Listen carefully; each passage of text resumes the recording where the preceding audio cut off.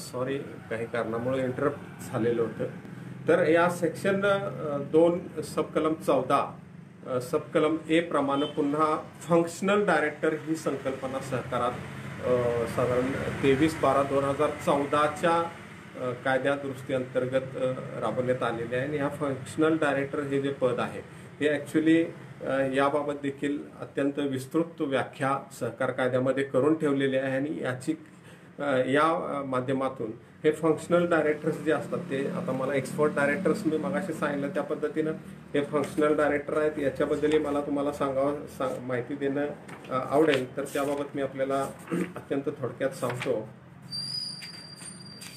तर मित्रांनो, ह्या एक्सपर्ट डायरेक्टर्सची जसे मी आपल्याला सांगितलं की बाबा हे गरजेचं आहे. सहकारी संस्थांचा उद्देश जो आहे त्या बिझनेससाठी त्या लोकांना तज्ज्ञ डायरेक्टर म्हणजे बँकिंगमध्ये काही ठिकाणी चार्टर्ड अकाउंटंट्सची एक्सपर्ट डायरेक्टर म्हणून नेमणूक केली जाते. त्याचबरोबर कायद्यातील तज्ज्ञ देखील जे असतात, कारण हा विषय संपूर्ण बँकिंग बिझनेसमध्ये कॉन्ट्रॅक्ट्स येतात, वेगवेगळे ॲग्रीमेंट्स होतात, म्हणजे जे जे ट्रान्झॅक्शन्स असतात लोन ट्रान्झॅक्शन्स त्याच्या अनुषंगानं म्हणजे हे सगळे व्यवहार पारदर्शक आणि योग्य पद्धतीने राबवत. मग पतसंस्था असतील, साधी पतसंस्था असेल, एखादी आपली अर्बन एरियातील विकास सेवा संस्था असेल, त्याचबरोबर पतसंस्था असतील, बँका असतील, शेड्यूल कोऑपरेटिव्ह बँका असतील, त्याचबरोबर ह्या सहकाराच्या माध्यमातून कार्यरत असणाऱ्या जितक्या म्हणून वित्तीय संस्था असतील, तर ह्या वित्तीय संस्थांना यांच्या बिझनेसच्या अनुषंगाने ज्या कायदेशीर बाबींची पूर्तता वेगवेगळ्या माध्यमातून करावी लागते. का बँक आहे, पतसंस्था आहे किंवा एखादी सहकारी वित्तीय संस्था आहे म्हणून फक्त सहकार कायद्यातील तरतुदीप्रमाणेच तिचं कामकाज चालतं असं भाग नाही आहे. तर त्यासाठी जिथं जिथं आवश्यक असतील जे जे कायदे असतील, जेव्हा एखादं कर्ज व्यवहार होतो त्या तिथं कॉन्ट्रॅक्ट ॲक्ट येतो, ट्रान्सफर ऑफ प्रॉपर्टी ॲक्ट येतो, म्हणजे अशा वेगवेगळ्या कायद्यातील तरतुदीप्रमाणे कॉन्ट्रॅक्ट्स होतात, ॲग्रीमेंट्स होतात. आणि अशा प्रसंगी या सगळ्यांच्या वरती महत्त्वाचं म्हणजे नियंत्रण असणारे बाकीचे इतर कायदे जे अस्तित्वात असतात त्यांचं देखील नियंत्रण या संपूर्ण बाबीवरती राहावं म्हणून या बाबत कुठलीही व्यवस्थापनास अडचण येऊ नये किंवा त्यातून मार्ग काढण्यासाठी योग्य आणि कायदेशीर आणि अत्यंत पारदर्शकरित्या व्यवहार व्हावेत म्हणून या ठिकाणी काही एक्सपर्ट लोकांची निश्चित गरज असते. आणि त्या पद्धतीनं या एक्सपर्ट लोकांच्या माध्यमातून त्यांची नेमणूक या ठिकाणी करणं अत्यंत गरजेचं असतं. तर कलम 2 मध्ये मित्रांनो मी आता आपल्याला सांगितल्याप्रमाणे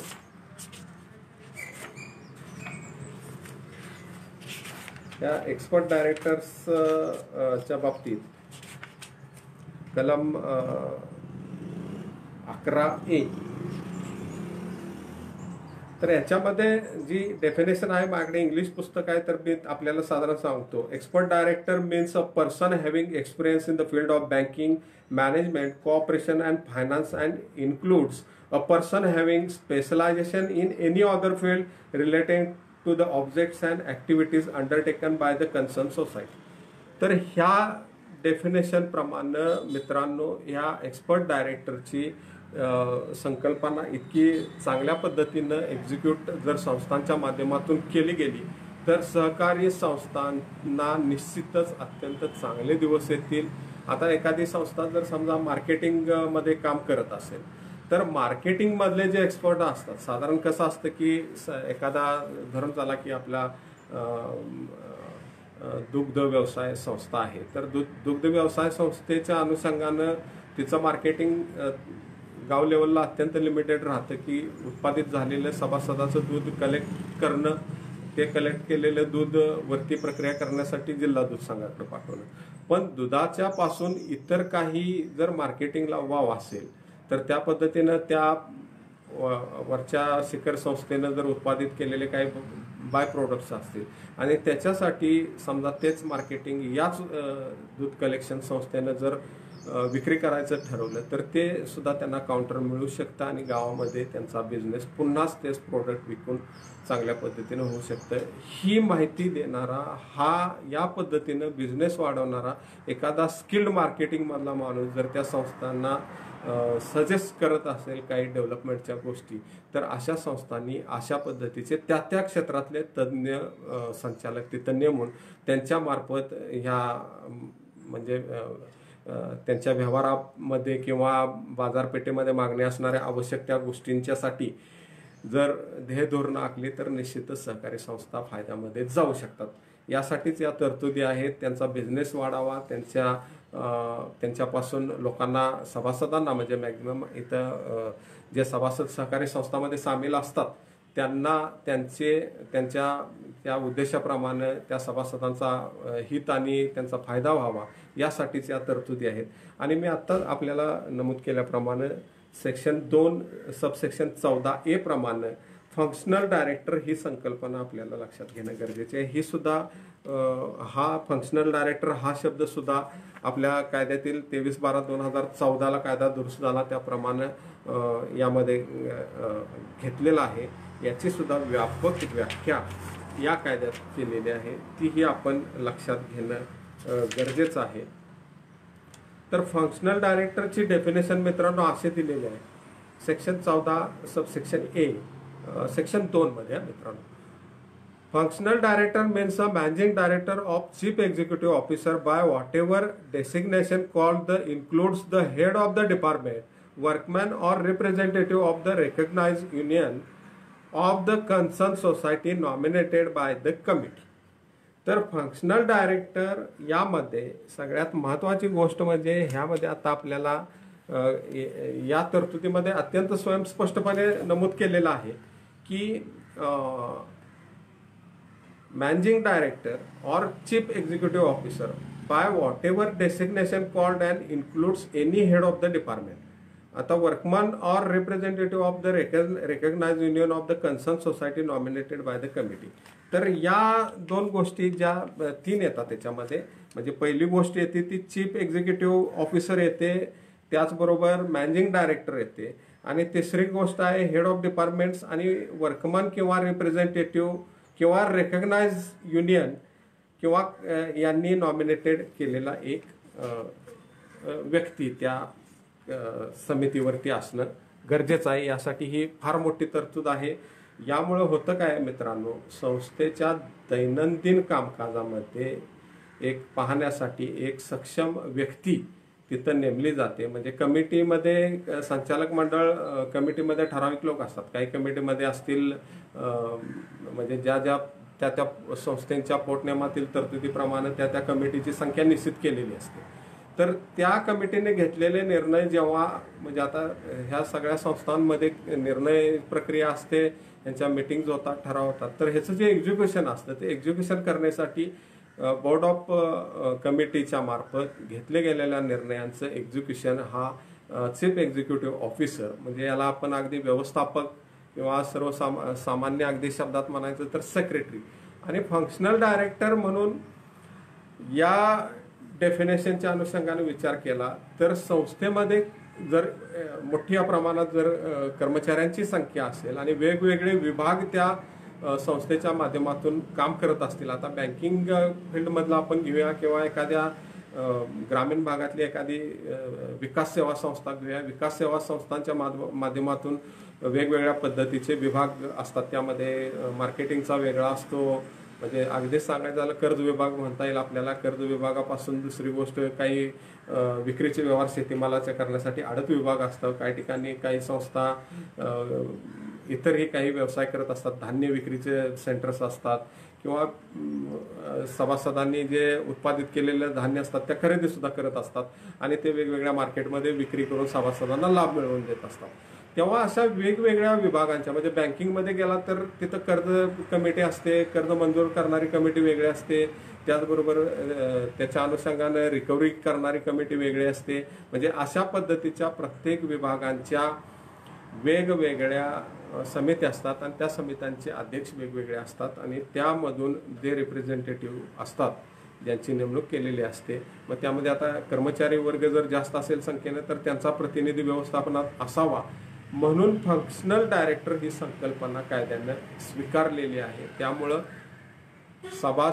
सभासदांनी निवडून दिलेली संचालक मंडळ आणि त्याचबरोबर कर्मचाऱ्यांच्या मधून आलेला प्रतिनिधी फंक्शनल डायरेक्टर याच्यामध्ये एक चांगलं कोऑर्डिनेशन राहून एक हेल्दी ॲटमॉस्फिअर संस्थेमध्ये राहू शकतं आणि याच्यामुळं संस्थेमधील कामकाजामध्ये सुसूत्रता येते, एकमेकाबद्दल आदर सन्मान राहतो, कुठलेही निर्णय माघारी होण्याची शक्यता या गोष्टीमुळे निश्चितच राहत नाही. प्रत्येकाचा विचार योग्य आणि कायदेशीर नियमातील पद्धतीप्रमाणे केला जाऊ शकतो.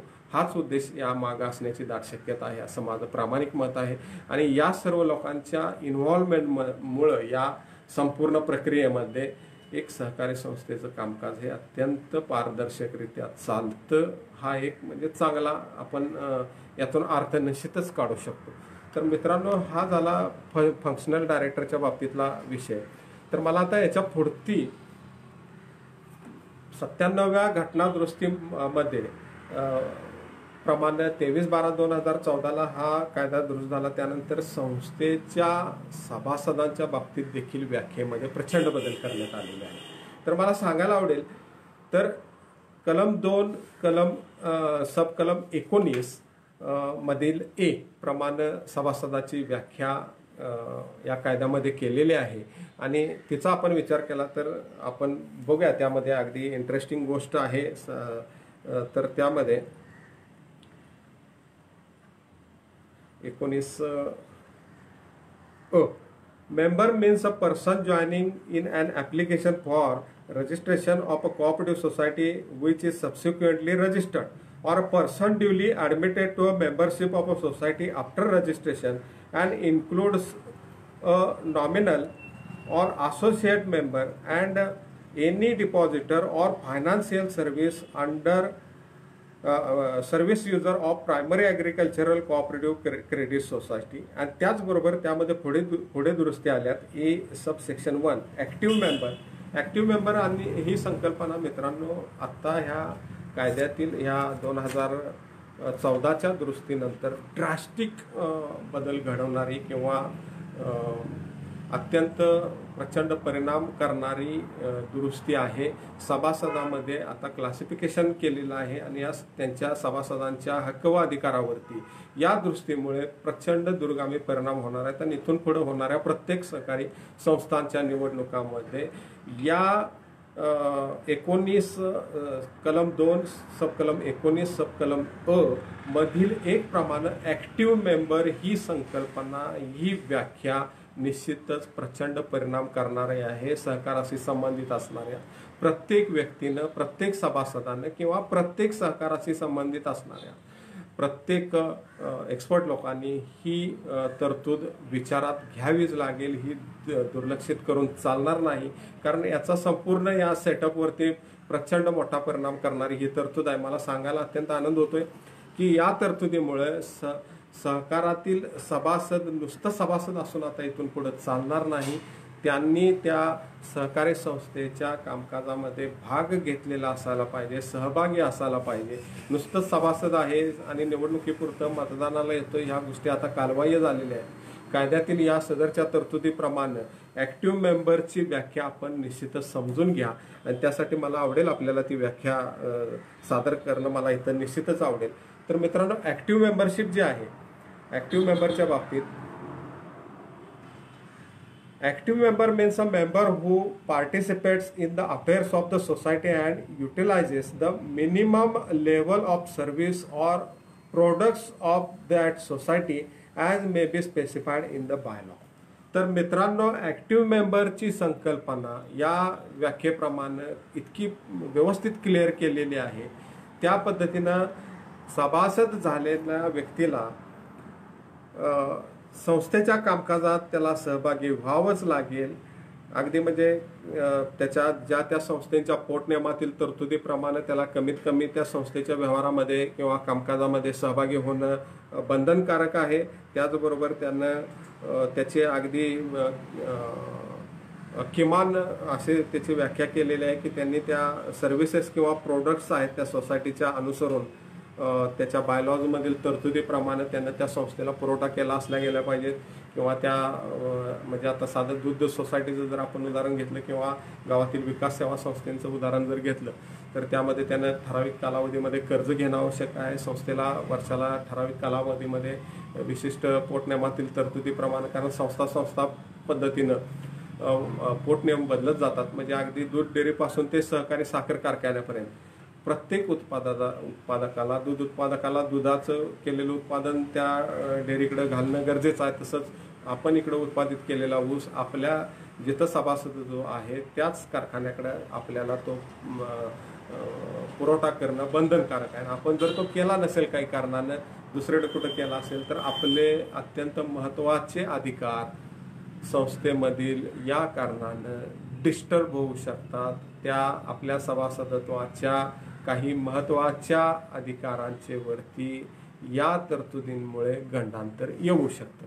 तर मुळातच या गोष्टी मला या ठिकाणी आपल्याला सादर करणं महत्त्वाचं वाटतं, कारण जोपर्यंत या कायद्यातील नमूद या ज्या डेफिनेशन्स आहे याबाबत आपल्याला संपूर्ण माहिती जोपर्यंत होऊ शकत नाही तोपर्यंत पुढं कायद्यामधील त्या तरतुदींचा त्या म्हणजे स्टेटसवरती कुठला इफेक्ट होईल काय होईल हे आपल्याला स्पष्टपणे समजून येणार नाही मित्रांनो.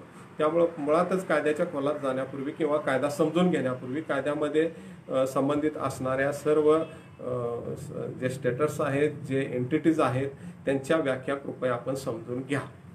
तर यानंतर मला आपल्याला सांगायला आनंद वाटेल की याच सेक्शनमध्ये म्हणजे सबसेक्शन 19D कलम 2 मधील डिलीट केलेला आहे. आणि याच्या पुढं मला आता आपल्याला सांगायला आवडेल सेक्शन 20 2 मधला 20 याप्रमाणे ऑफिसर हा शब्द मित्रांनो या कायद्यामध्ये समाविष्ट केलेला आहे आणि त्याची व्याख्या आपण आता या ठिकाणी बघूया.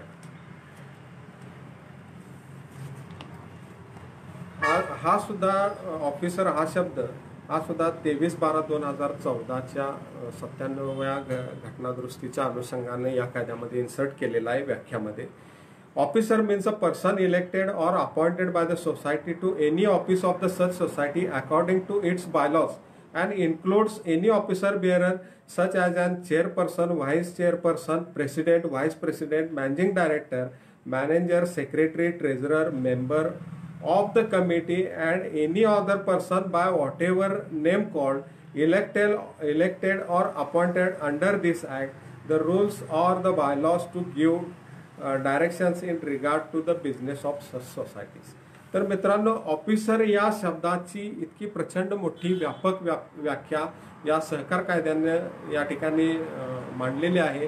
त्यातील तरतुदीप्रमाणे संस्थेचे ऑफिसर्स म्हणजे आता अगदी शुद्ध मराठीत सांगायचं झालं तर पदाधिकारी असतात संस्थेचे. मग काही ठिकाणी संस्थेच्या जे कार्यकारी मंडळ संचालक मंडळ येतं त्या संचालक हा शब्द सुद्धा ऑफिसर ज्या कमिटीज नियुक्त केलेल्या असतात त्या कमिटीतील सगळे संचालक किंवा अधिकारी हे सुद्धा ऑफिसर या कॅटेगरीमध्ये येतात.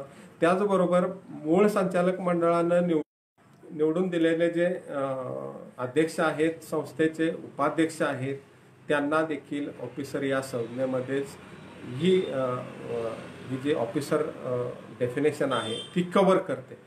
तर मित्रांनो काही ठिकाणी अध्यक्ष संबोधलं जातं, काही ठिकाणी सभापती संबोधलं जातं, काही उपसभापती तसंच उपाध्यक्ष ह्या वेगवेगळ्या म्हणजे चॉईस आहेत.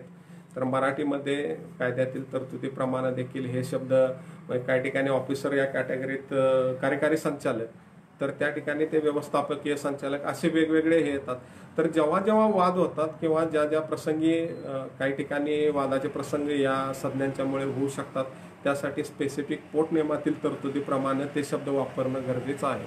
आणि त्या पद्धतीनं ते डेसिग्नेशन्स असतील म्हणजे बँका असतील तर बँकांना मोठ्या स्वरूपात अध्यक्ष चेअरमन्स वगैरे असे शब्द वापरले जातात. ते त्या पोटनियमानं जे शब्द योग्य असतील त्या पद्धतीनं ते शब्दांची त्या संस्था वापर करतात. तर या ही देखील व्यापक व्याख्या असून ऑफिसर या कॅटेगरीमध्ये कोणकोणत्या प्रकारची पदं येतात हे कलम 2 सब कलम 20 मध्ये अगदी स्पेसिफिक नमूद आहे. याचा देखील यातील तज्ज्ञ लोकांनी किंवा या सहकार कायद्यामध्ये ज्या लोकांना इंटरेस्ट आहे त्यांनी निश्चितच याबाबत अभ्यास करावा. ही संपूर्ण ऑफिसर या शब्दाची व्याख्या वरील मी ज्या मगाशी जे शब्द सांगितले आपल्याला, एक्सपर्ट डायरेक्टर्स असू दे, फंक्शनल डायरेक्टर्स असू दे, मेंबर्स असू दे, त्याचबरोबर ही सुद्धा आपल्याला समजून घेणं अत्यंत गरजेचं आहे. आता त्याचबरोबर सगळ्यात महत्त्वाचा विषय म्हणजे हे ज्या सगळ्या गोष्टींच्यासाठी ह्या आता मी 2014च्या दृष्टी 23/12/2014च्या दृष्टीप्रमाणे मी आपल्याला ह्या 3 गोष्टी आपल्याला समजावून मगापासून सांगते की ह्या व्याख्यांच्या, तर ह्या व्याख्या मूळ सोसायटी या शब्दाची आता आपल्याला व्याख्या समजून घेणं अत्यंत महत्त्वाचं आहे आणि ती व्याख्या आपल्याला कलम 2 सब कलम 27 मध्ये मिळेल आणि मला ती आपल्या पुढे सादर करायला निश्चितच आवडेल. तर मित्रांनो अगदी लक्षपूर्वक ऐका. कलम 2 सब कलम 27 मध्ये सोसायटी या शब्दाची व्याख्या अत्यंत विस्तृत स्वरूपात दिलेली आहे. Society means a cooperative society registered or deemed to be registered under this act, which is autonomous association of a person united voluntary to meet their common needs and aspirations through a jointly owned and democratically controlled enterprise and adhering to the cooperative principles and values.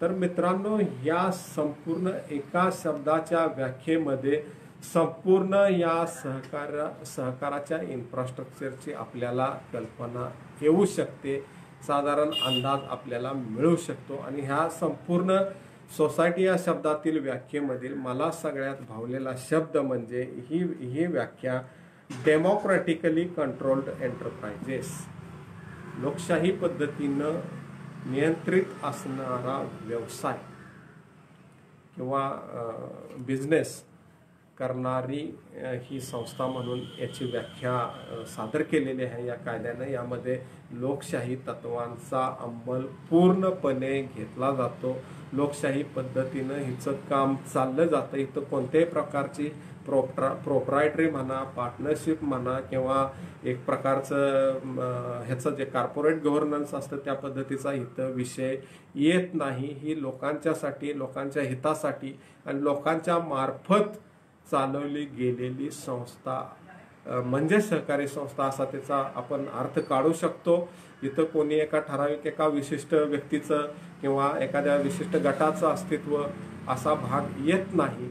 यामध्ये लोकशाही मूल्य जे आहेत, लोकशाही पद्धती जी आहे त्या पद्धतीनंच या संस्थांचं कामकाज चालावं. म्हणूनच या कलम 2 सब कलम 27 मध्ये सोसायटीच्या व्याख्येमध्ये अत्यंत प्रचंड म्हणजे याचं इंटरप्रिटेशन जर आपण करायला गेलो, याचा जर अर्थ अगदी गांभीर्याने घेतला तर ही सहकारी संस्था ही लोकशाहीशी रिलेटेड असलेली संस्था आहे, संघटना आहे, हे आपल्याला अत्यंत क्लिअर होतंय. त्यामुळे या माध्यमातून लोकांचा, सहकाराच्या माध्यमातून लोकांची उन्नती, लोकांचा विकास, लोकांची प्रगती लोकशाही पद्धतीनं, लोकशाहीतील तत्वांनुसार होऊ शकते असंच या व्याख्येला म्हणावंसं वाटतं. इतकं क्लिअर आहे ही व्याख्या. तर मित्रांनो ह्या अगदी छोट्या किरकोळ गोष्टी नाही आहेत. ह्या ज्यांना या व्याख्या, या संज्ञा ज्यांना समजतात, याचे अर्थ ज्यांना खोलवर कळतात ते लोक निश्चितच समाज हितासाठी या माध्यमाचा योग्य पद्धतीनं वापर करू शकतात असं माझं मत आहे. या जर व्याख्या आपल्याला नाही कळाल्या, या व्याख्येप्रमाणे याचा उद्देश जर आपल्यापर्यंत नाही पोचला, काम करणाऱ्या म्हणजे या माध्यमातून काम करणाऱ्या लोकांना हे नाही कळालं तर याचा प्रत्यक्ष लाभ ज्या सर्वसामान्य सभासदाला व्हायचा आहे तो निश्चित होऊ शकत नाही. तर माझी अत्यंत मनापासून विनंती राहील या क्षेत्रामध्ये काम करणाऱ्या लोकांनी या मुळातील या कायद्यातील कलम 2 मध्ये ज्या व्याख्यांचं स्वरूप आहे त्या पहिल्यांदा समजून घ्याव्यात आणि या व्याख्यांच्या माध्यमातून ही व्याख्याची व्यापक जी कायद्यानं व्याख्या करून ठेवलेली आहे याचे अर्थ समजून जर आपण निश्चित घेतले तर सहकाराच्या माध्यमातून निश्चितच मी अगदी ठामपणे सांगेन तर म्हणजे पूर्वी एक ब्रीद वाक्य होतं की विना सहकार नाही उद्धार. बऱ्याच संस्थांच्या वरती हे ब्रीद असायचं, हा स्लोगन असायचा. तर हे निश्चितच ते अगदी तळागाळातल्या लोकांना ह्याचा फायदा समजून घेणाऱ्यानं घेतला तर पोचू शकतो.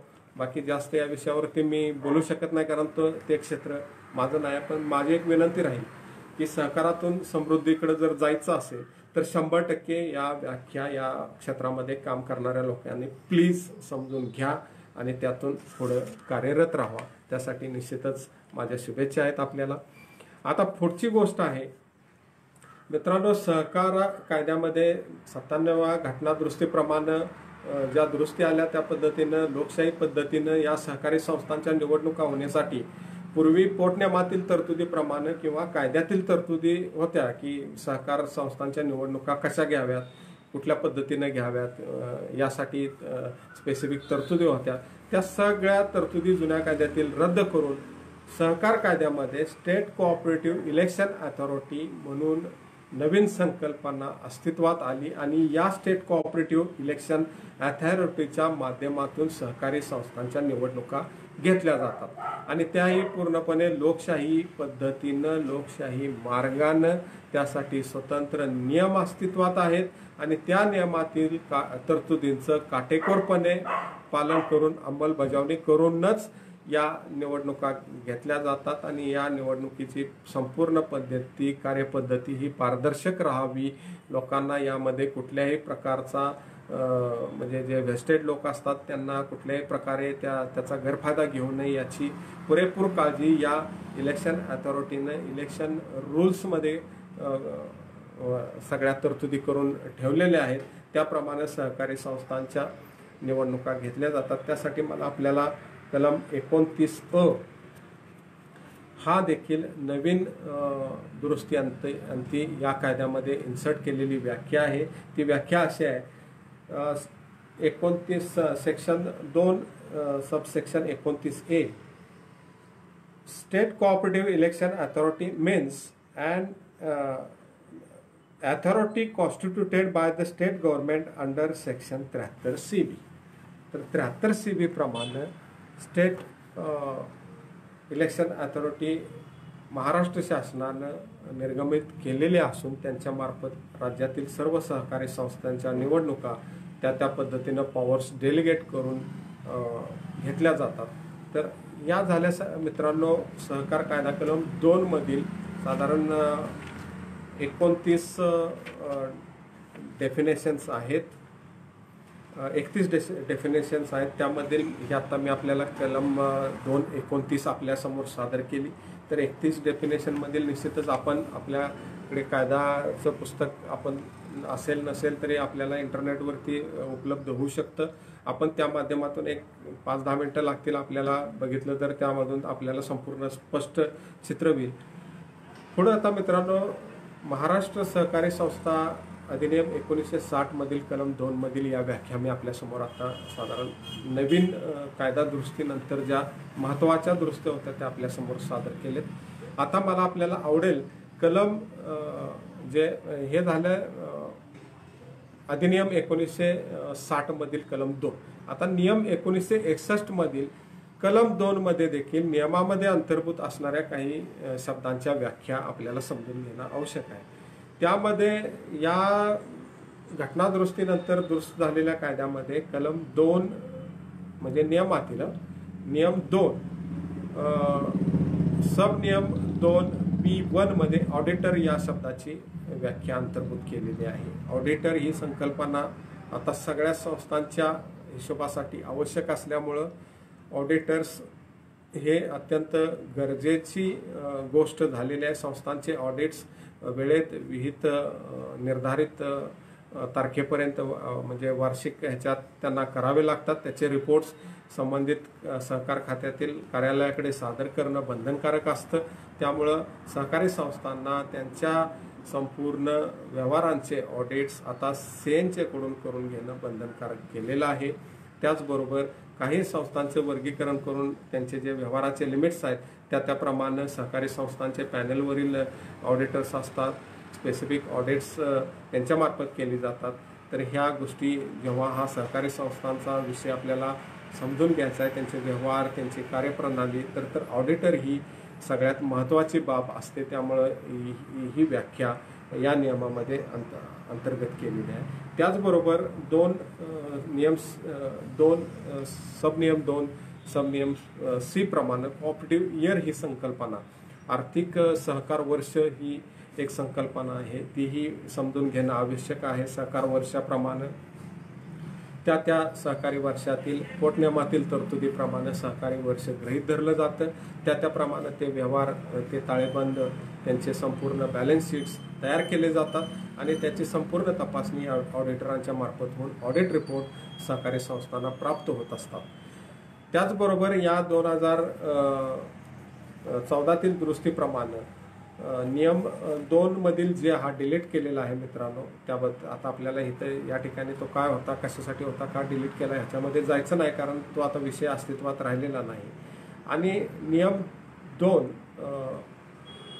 एल प्रमाणे स्टेट अपेक्स ट्रेनिंग इन्स्टिट्यूट ही संकल्पना आलेली आहे. आता ही संकल्पना आपल्याला लक्षात घ्यायची झाली तर सहकारी संस्थांच्या कामकाजासाठी स्टेट अपेक्स ट्रेनिंग इन्स्टिट्यूट मार्फत सहकारी संस्थांच्या पदाधिकाऱ्यांना काही प्रशिक्षण गरजेची आहेत किंवा त्यांना काही गोष्टी या संस्थांच्या मार्फत प्रशिक्षण देऊन त्यांना माहिती दिली जाते. त्या मिळालेल्या प्रशिक्षणामुळे सहकारी क्षेत्र हे सक्षम करण्याचा हा प्रचंड मोठा उद्देश आहे आणि ही प्रशिक्षण कायद्यानं कंपल्सरी आहेत आणि त्या पद्धतीनं ज्या त्या ज्युरिडिक्शनमधल्या सहकारी संस्थांकरता सहकार खातं या स्टेट अपेक्स ट्रेनिंग इन्स्टिट्यूटच्या मार्फत प्रशिक्षण राबवत असतं. मग ते डेअरीसाठी वेगळं असेल, विकाससाठी वेगळं असेल, बँकिंगसाठी वेगळं असेल, शुगर फॅक्टरीजसाठी वेगळं असेल, टेक्स्टाईलसाठी वेगळं असेल, मार्केटिंगसाठी वेगळं असेल. पण मित्रांनो, प्रत्येक ठिकाणी ही इन्स्टिट्यूट्स वेगवेगळ्या कार्यशाळा आयोजित केले जाते आणि या कार्यशाळांच्या माध्यमातून तज्ज्ञ लोकांचे लेक्चर्स ठेवले जातात. या तज्ज्ञांच्या मार्फत कामकाजाच्या दैनंदिन कामकाजाच्या पद्धती, त्यांच्या हिशोबाच्या पद्धती, मार्केटिंगच्या पद्धती, फायनान्सच्या पद्धती या ट्रेनिंगच्या माध्यमातून या क्षेत्रातील काम करणाऱ्या पदाधिकाऱ्यांना उपलब्ध करून दिल्या जातात आणि त्यामुळं याचा उद्देश एकच आहे की हे संपूर्ण संघटन, हे क्षेत्र अत्यंत मजबूत व्हावं, नवीन येणाऱ्या आव्हानांना तोंड देण्यासाठी ते सक्षम व्हावं. तर मित्रांनो, आज साधारणपणे एक माझ्या माहितीप्रमाणे काही लॉ कॉलेजेसच्या विद्यार्थ्यांच्यासाठी बार असोसिएशननं देखील काही लेक्चर्स अरेंज केलेली आहेत. काही तज्ज्ञ एक्सपर्ट आपल्या फॅटर्निटीतील लोकांच्या, मी आता आपल्या इथं जास्त वेळ घेत नाही कारण हा प्रत्येक विषय इतका मजेशीर आणि इंटरेस्टिंग आहे, त्याच्यावरती मी बोलल तितकं कमी आहे. आणि सगळ्यात महत्त्वाचं म्हणजे मित्रांनो, सहकार कायद्यातील कलम 1 आणि 2 आणि नियम 1 व 2 याबाबत मी आत्ता आपल्या पुढं मला जी ज्ञान होतं, मला जी माहिती काही रिसोर्समधून मिळाली, कायद्यातून किंवा मला माझ्या वाचनातून, त्यामधून मी प्रामाणिक प्रयत्न केला की आपल्याला ही माहिती मी आपल्याला देऊ शकतो. तर मित्रांनो, या कलम 1 आणि 2 मध्ये मी साधारणपणे प्रत्येक गोष्ट जेव्हा प्रोफेशनल म्हणून किंवा एक लर्नर म्हणून, विद्यार्थी म्हणून किंवा एक ज्ञान मिळवायचं म्हणून मी जेव्हा याबाबत काही रिसर्च करत असतो, काही गोष्टी माहिती करून घ्यायचा प्रयत्न करत असतो, तेव्हा मला प्राप्त झालेल्या माहितीनुसार मित्रांनो, या कलम 2 मध्ये कायद्यातील कलम 2 मध्ये 31 डेफिनेशन्स आहेत आणि नियमामधील कलम 2 मध्ये 14 डेफिनेशन्स आहेत. तर या 31 डेफिनेशन्स कायद्यातील आणि नियमातील 14 डेफिनेशन्सच्या बाबतीत मित्रांनो मला सांगायला आनंद वाटेल, याबाबत देखील वेळोवेळी महाराष्ट्र राज्यामध्ये काही संस्थांमध्ये वाद निर्माण झाले आणि यापैकी अगदी काही विशिष्ट शब्दांसाठी व्याख्यांच्या बाबत अगदी नामदार हायकोर्ट नामदार सुप्रीम कोर्टापर्यंत वाद गेलेले होते. माझ्या माहितीप्रमाणे माझ्याकडे उपलब्ध असलेल्या मटेरियलप्रमाणे साधारण 70 जजमेंट्स यावरती रिपोर्टेड आहेत. ते देखील आपल्याला जर वेळ मिळाला तर आपण त्याचं अवलोकन करावं. खूप इंटरेस्टिंग गोष्टी असतात. न्यायमूर्ती जे वरिष्ठ न्यायालयातील न्यायमूर्ती महोदय असतात त्यांनी या व्याख्यांच्या अनुसरून मस्त इंटरप्रिटेशन केलं असतं. त्यामुळं आपल्याला खूपच ज्ञानात भर पडते आणि त्यामुळं आपल्यासमोर जेव्हा एखादी गोष्ट जेव्हा आपण एखाद्या बाबतीत एखादी संस्था, एखादं इन्स्टिट्यूट, एखादं संचालक मंडळ किंवा एखादं व्यवस्थापन आपल्याला एखाद्या गोष्टीबाबत विचारतं माहिती वगैरे, तर निश्चितच या माहिती सांगताना आपल्याला या गोष्टींचा उपयोग होतो. उद्देश इतकाच आहे मित्रांनो, या माध्यमातून आपल्याला मिळालेलं हे छोटंसं कणभर ज्ञान आहे. हा ज्ञानाचा महासागर असतो. या महासागरामध्ये हे छोट्या छोट्या थेंबापासून हे प्रचंड महासागर तयार होत असतात. याबद्दल दुमत नाही. इतकं यामध्ये वेगवेगळ्या क्षेत्रातील लोक काम करत असतात. प्रत्येकानं यातील एक एक थेंब जरी प्रत्येकाला द्यायचा प्रयत्न केला तर प्रत्येकाकडे खूप काही ज्ञान वाढू शकतं. त्याचा निश्चितच कुठंतरी फायदा होऊ शकतो आणि उदात्त हेतूनं केलेलं कार्य निश्चितच तडीस जातं. मित्रांनो, आपण आपला वेळात वेळ काढून या माध्यमातून माझ्याकडून ही माहिती आपण माझ्या आव्हानाला प्रतिसाद देऊन आपण इथं या फेसबुक लाईव्हच्या माध्यमातून माझा कार्यक्रम आपण अटेंड केला, त्याबद्दल मी आपला मनापासून आभारी आहे. पुढचं सेशन मी घेताना पुढचे जे कायद्यातील कलम आणि नियम हे जे कोरिलेटेड जिथं जे जे आहेत त्याबाबत मी अत्यंत थोड्या वेळात आपल्याला अगदी समर्पक पद्धतीने इंटरेस्ट आपल्याला निर्माण होईल. आपल्याला माहिती त्यातून कमी वेळात जितकी जास्त देता येईल तितका मी निश्चित प्रयत्न करेन. आशा आहे की मी आज जो आपल्यासमोर या लाईव्हच्या माध्यमातून माहिती देण्याचा प्रयत्न केला हा निश्चित आपल्याला आवडला असेल. याच्या पुढे मला आपल्याला सांगायला देखील अत्यंत गरजेचं वाटतं. जर आपल्याला काही विशिष्ट माहिती हवी असेल किंवा या फेसबुक लाईव्हच्या माध्यमातून मला काही मर्यादा येत असतील सांगायला, तर माझा ईमेल आहे किंवा माझ्या फेसबुक पेजला मेसेज ऑप्शन आहे. आपण डायरेक्टली माझ्या ईमेलला किंवा फेसबुक लाईव्ह मेसेजिंगला आपल्याला जर काही क्युरीज असतील, काही माहिती माझ्याकडून आपल्याला प्राप्त करावीशी वाटत असेल तर आपण निसंकोचपणे मला ईमेल करू शकता किंवा मेसेज देऊ शकता. मी निश्चितच आपल्याला त्याचं उत्तर वैयक्तिक पातळीला द्यायला मला आवडेल. मी प्रयत्न करेन आपल्याला द्यायला.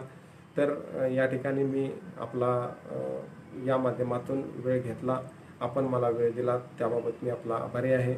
आणि इतकं बोलून मी आजचं हे माझं कलम 2 पुरतं सहकार कायद्यातील माहितीबाबतचं आजचं लाईव्ह इथं थांबवतो. जय हिंद, जय महाराष्ट्र.